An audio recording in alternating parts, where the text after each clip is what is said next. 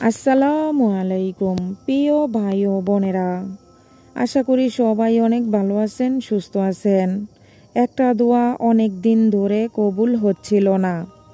দেশের অবস্থা, পারিবারিক কিছু সমস্যা, সব মিলিয়ে সব কিছুই যেন ছিল আমার সেই মনের ইচ্ছার অন্তরায়। দিন যাচ্ছে আর যাচ্ছে, কিন্তু কোনো কিছুই যেন নিজের মন মতো হয়ে উঠছিল না। তারপর সিদ্ধান্ত নিলাম সব কিছু বাদ দিয়ে আল্লাহ তাআলার পিছনেই সময় ব্যয় করব।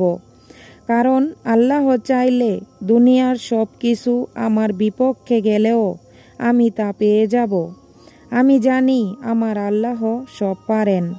তারপর এর স্টেপ নিলাম কিভাবে আল্লাহকে নিজের দোয়া কবুলের জন্য রাজি করাতে, বা কিভাবে দ্রুত দোয়া কবুলের জন্য আমল করব। এরপরই শুরু হলো রমজান। আলহামদুলিল্লাহ, এটা আমার জীবনের প্রথম এমন এক রমজান যার প্রতিটি রাত আমি নির্ঘুম কাটিয়েছি, যার প্রতিটি রাত ছিল একমাত্র আমার আল্লাহ তাআলার জন্য বরাদ্দ। রমজানের রাত এর শেষ ভাগ বেছে নিলাম আমার আর আমার আল্লাহ তাআলার মধ্যে কথোপকথনের জন্য। নিজের নির্ধারিত ইবাদত শেষে আমি 20 মিনিট মোনাজাতের জন্য নির্ধারণ করলাম। যখন সবাই ঘুম, কিন্তু আমি জাগ্রত ছিলাম। প্রতি মোনাজাতের শুরুতেই আমি তওবা করতাম, কারণ তওবা করলে একটা মুমিন বান্দার গুনাহ মাফ হয়ে যায়। আর যদি আল্লাহ ওই তওবার উসিলায় জীবনের সব গুনাহ মাফ করে দেয়, তাহলে তো উক্ত মুমিনের পরিচয়। তওবা শেষে 2 হাত তুলে প্রথমে ইসমে আজম পড়তাম, তারপর উক্ত ইসমে আজমের অর্থ বলতাম, কারণ ইসমে আজমের অর্থতে আল্লাহ তাআলার প্রশংসা দিয়ে পরিপূর্ণ। তারপর সূরা বাকারার শেষ 2 আয়াত পড়তাম। এরপর আমি যতটা বিনয় আর অধিকার নিয়ে দোয়া করতে পারি তাই করতাম। কান্না অনবরত চলে আসে আমার।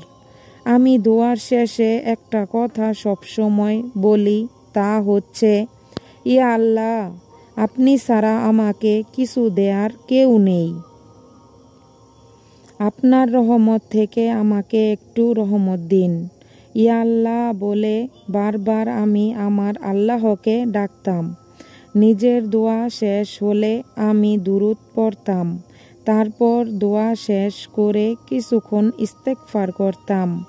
আমি এই ইসমে আজমটা পড়েছি, তার অর্থ হলো, হে আল্লাহ, আমি আপনার কাছে প্রার্থনা করি, কারণ সকল প্রশংসা আল্লাহরই।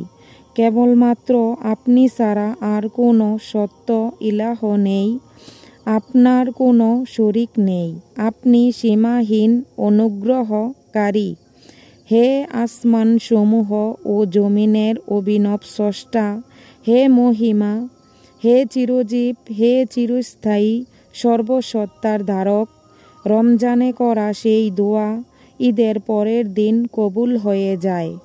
আলহামদুলিল্লাহ, আমি অবাক হয়েছি এই ভেবে, আমি আল্লাহকে যেভাবে ডেকেছি উনি সেভাবেই আমার দোয়া কবুল করেছেন। আমি অবাক হয়েছি যে আমার আল্লাহ যেদিন আমার দোয়া কবুল করবে তার তারিখ আমাকে স্বপ্নে আগেই অবহিত করে দিয়েছিলেন। বারবার আমি এই তারিখ স্বপ্নে দেখতাম, আর সেই তারিখেই আমার দোয়া কবুলের সমাপ্তি হয়। আলহামদুলিল্লাহ, আমি অবাক হয়েছি যে আমার আল্লাহ বারবার আমাকে বুঝিয়েছেন যে দোয়া কবুল হয়ে গেছে। আমি এখনো অবাক হই। সত্যি, আমি যা চেয়েছি আমি তাই পেয়েছি। দোয়া কবুলের জন্য কখনো তাড়াহুড়া করতে নেই। দোয়া কবুল হবেই, এই ভেবেই দোয়া করতে যেতে হবে।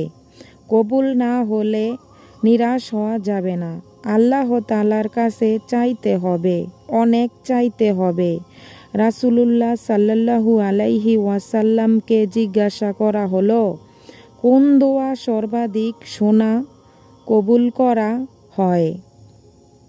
তিনি বললেন, রাত্রির শেষ ভাগে এবং ফরজ নামাজসমূহের শেষাংশে। তাই আপনারা আল্লাহ তাআলার কাছে বিনীত নিবেদন করে আল্লাহর কাছে বেশি বেশি দোয়া করুন, তাওয়াক্কুল করুন। নিশ্চয়ই আল্লাহ আপনার মনের চাওয়া পাওয়াগুলো পূরণ করবেন। আপনাদের যদি দোয়া কবুলের চ্যানেলটি ভালো লেগে থাকে, চ্যানেলটিকে সাবস্ক্রাইব করে চ্যানেলটির পাশে থাকবেন।